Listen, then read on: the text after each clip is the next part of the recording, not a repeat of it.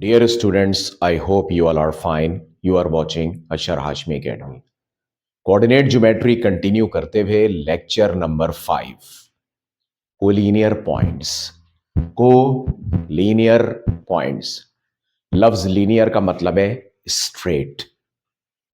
ठीक है, अब गौर से देखिएगा इसमें क्या होगा। मिसाल के तौर पे मैं यहां पर एक लाइन ड्रॉ करता हूं। लाइन के थ्रू ज्यादा आपको बेहतर समझ में आएगा। एक पॉइंट यहां पर है, एक पॉइंट यहां पर है और एक पॉइंट यहां पर है। याद रहे कि ये लाइन बिल्कुल सीधी जा रही है।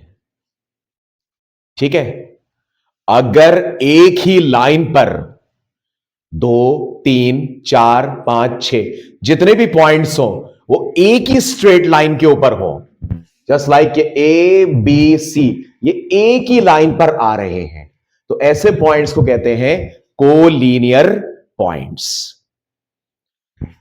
अब मैं यहां पर एक और पॉइंट लेता हूं डी। अगर कहा जाए कि क्या डी भी कोलिनियर है, चेक कर ले, ये चारों पॉइंट्स एक ही सीधी लाइन पर लाई कर रहे हैं। तो ऐसे पॉइंट जो एक ही स्ट्रेट लाइन पर लाई कर रहे हो उन्हें कोलिनियर पॉइंट्स कहते हैं। तो A B C and D are collinear points, क्योंकि ये एक ही लाइन पर लाई कर रहे हैं।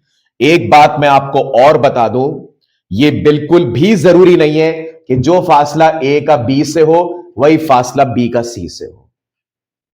ठीक है, फासले सेम होना मैंडेटरी नहीं है, सिर्फ वो एक लाइन पे होने चाहिए, फासला कुछ भी हो सकता है। अच्छा, अगर मैं आपके सामने कुछ ऐसे बनाऊं कि एक पॉइंट यहां है, एक पॉइंट यहां बना दूं और एक लाइन यूं चली गई और एक पॉइंट यहां, एक यहां आ गया। अब पता यह लगाना है कि वो कौन से पॉइंट्स हैं जो एक ही लाइन में आ रहे हैं, एक ही सीध में, ए बी एंड सी। ठीक है, A B and C are collinear, क्योंकि एक ही लाइन पे आ रहे हैं। अच्छा, अगर कहा जाए कि A B C and D are collinear तो यह गलत होगा, क्योंकि यही 3 पॉइंट एक ही लाइन पे आ रहे हैं। ठीक है, और सी और डी एक लाइन पे आ रहे हैं, तो यहां पर C and D are collinear, are collinear points. अब आपकी मर्जी है कि बी को डी से मिला दें, ए को सी से मिला दें। मिसाल के तौर पे कि अगर मैं बी को डी से मिला देता हूं तो बी एंड सी तो कोलिनियर है, सी और डी भी कोलिनियर है। अब बी और डी भी कोलिनियर हो गए, क्योंकि देखिए ये एक ही लाइन पर एग्जिस्ट कर रहे हैं। वो लाइन का कोना भी हो सकता है और कहीं बीच में भी हो सकता है। तो ये था कोलिनियर पॉइंट का कॉन्सेप्ट। इसका मैं आपको एक सिंपल सी बात बता दूं। मिसाल के तौर पे एग्जामिनर एक ही जगह कोई पॉइंट देता है। अब मैं यहां पे सपोज कर रहा हूं, ये सपोजिशन मेरी परफेक्ट हो भी सकती है, नहीं भी हो सकती। मैं आपको कोलिनियर की शर्त बता देता हूं कि कोलिनियर को प्रूफ कैसे किया जाता है। सिर्फ देख लेना काफी नहीं होता। अगर आप ए बी का कोई फासला निकालेंगे, अगर आया 5 और बी सी का फासला आया 7 और ए और सी का फासला आया, ये देखिए ऐसे कर दिया अगर मैं कि आपने डिस्टेंस फॉर्मूले की बात कर रहा हूं, वो x2 minus x1 whole square, y2 minus y1 whole square. अगर ए सी का आया 12, ए बी का आया 5, ये डिस्टेंस की बात कर रहा हूं, बी सी का आया 7, तो कोलिनियर साबित करने का तरीका, देखने में तो पता चल जाएगा कि वो एक ही लाइन पे आ रहे हैं, लेकिन प्रूफ करने के लिए कोलिनियर का साबित कैसे किया जाता है। अगर प्रूफ करने को कहा जाए, किसी भी दो का सम तीसरे के बराबर आना चाहिए। तो अगर ऐसा है तो इसका मतलब है कि A B C are collinear points. अगर किसी भी दो का सम तीसरे के बराबर ना आया तो वो तीनों कोलिनियर नहीं है, क्योंकि तीनों की एक साथ बात की जा रही होगी। ये था कोलिनियर पॉइंट का कॉन्सेप्ट डिस्टेंस फॉर्मूला हमने आप पे छोड़ दिया कि आप ए और बी का फासला निकालें, वो x1 y1 x2 y2 करके हमने पिछले लेक्चर्स में किया था ना, ठीक है। फिर आप x1 y1 x2 y2 करके इसका निकालें, फिर x1 y1 x2 y2 करके इसका निकालें, और ये चेक करेंगे कि क्या दो का सम, दो के डिस्टेंस का सम तीसरे के बराबर आ रहा है या नहीं, यानी ये कुछ ऐसा बन रहा है या नहीं। A B plus B C is equal to A C. ये देखें, अगर ऐसा बनता हुआ नजर आया, इनके डिस्टेंस को हम यू कर देते हैं, तो समझ जाए कि A B and C are collinear points, अगर ये कंडीशन फुलफिल हो गई। ये था कोलिनियर पॉइंट्स का एक शॉर्ट लेक्चर, लेक्चर नंबर 5। इसके बाद अब हम मूव करते हैं नेक्स्ट पार्ट पे, जहां हम मिड पॉइंट को डिस्कस करेंगे। Let's move to mid point.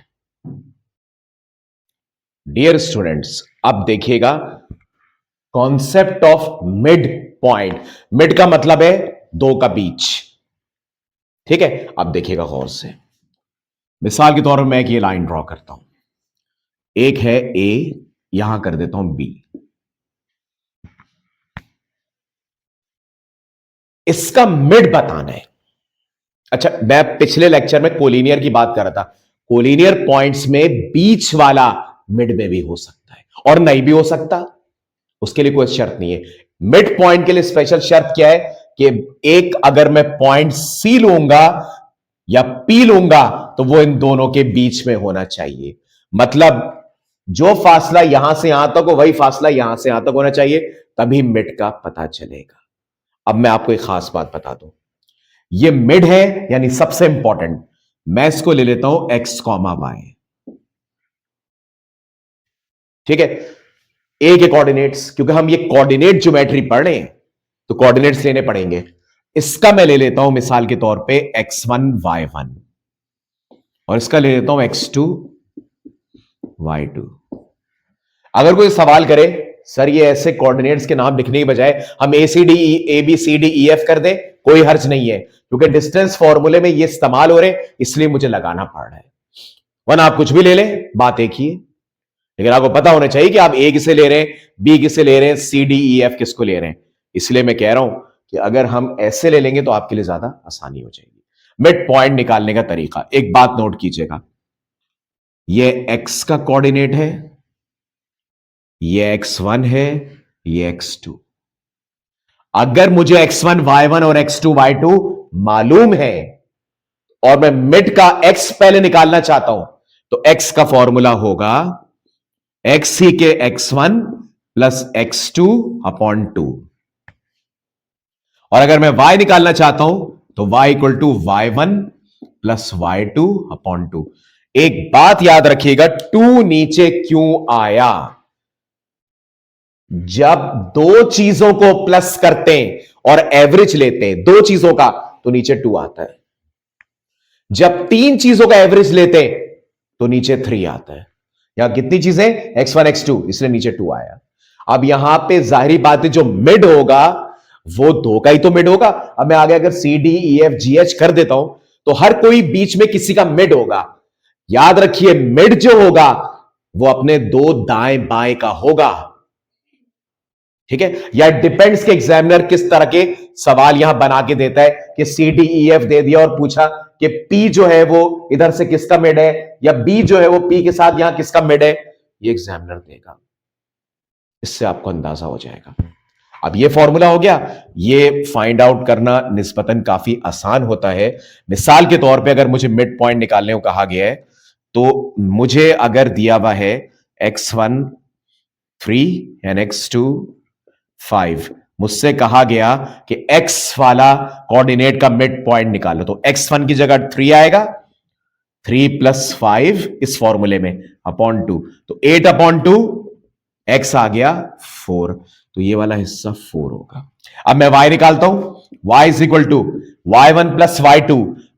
मिसाल के तौर पे कि मैं y1 को ले लेता हूं 4 और y2 को ले लेता हूं 10, तो क्या बना इसे पुट करने के बाद 14/2 7, ये 7 आ गया। अब इसको मिड साबित करने का तरीका, इसका डिस्टेंस इससे निकालें। दिस टाइम डिस्टेंस निकालते वक्त x1 y1 और x2 y2 इसको ले लेंगे। सही है, डिस्टेंस निकाल लें। अब इन दोनों का डिस्टेंस जो होगा वो इन दोनों के डिस्टेंस के बराबर होगा। इससे साबित हो जाएगा कि ये दोनों का मिड पॉइंट है। तो मिड पॉइंट का रूल क्या होता है? मिड पॉइंट निकाल लेना सिर्फ काफी नहीं होता। अब आप जैसे ये x1 है, आप यहां 3 रखेंगे, यहां 5 रखेंगे, और y1 y2 क्या है? ये 4 रखेंगे, यहां 10। मिड पॉइंट की कहानी खत्म हो गई। अब आपको डिस्टेंस निकालना है, तो डिस्टेंस निकालने के लिए मामलात कुछ और होंगे। मतलब ये x1 y1 होगा, डिस्टेंस निकालने के लिए अब ये x2 y2 हो जाएगा, क्योंकि हम फिलहाल इसकी बात नहीं कर रहे। ये डिस्टेंस का बता रहा हूं। मिड पॉइंट में तो एक्स वाई रहेगा, लेकिन डिस्टेंस निकालते वक्त x1 y1 x2 y2 होगा। ये फासला आप निकालेंगे। फिर जब इसके निकालने की बारी आएगी तो इसको x1 y1 कर दीजिएगा और ये x2 y2 रहेगा। तो अगर ए पी का फासला पी बी के बराबर हुआ, जैसे ये देखें A P, if A P is equal to B P, तो P will be mid point. ये मैंने आपको एक मिड पॉइंट की कंप्लीट लॉजिक दे दी। ठीक है, पार्ट नंबर 2 में लेक्चर 6 के मिड पॉइंट के मजीद कुछ इंपॉर्टेंट क्वेश्चंस करते हैं, जिसमें वर्ड प्रॉब्लम भी आएगी। वीडियो अच्छी लगे तो लाइक एंड सब्सक्राइब जरूर कीजिएगा। अल्लाह हाफिज।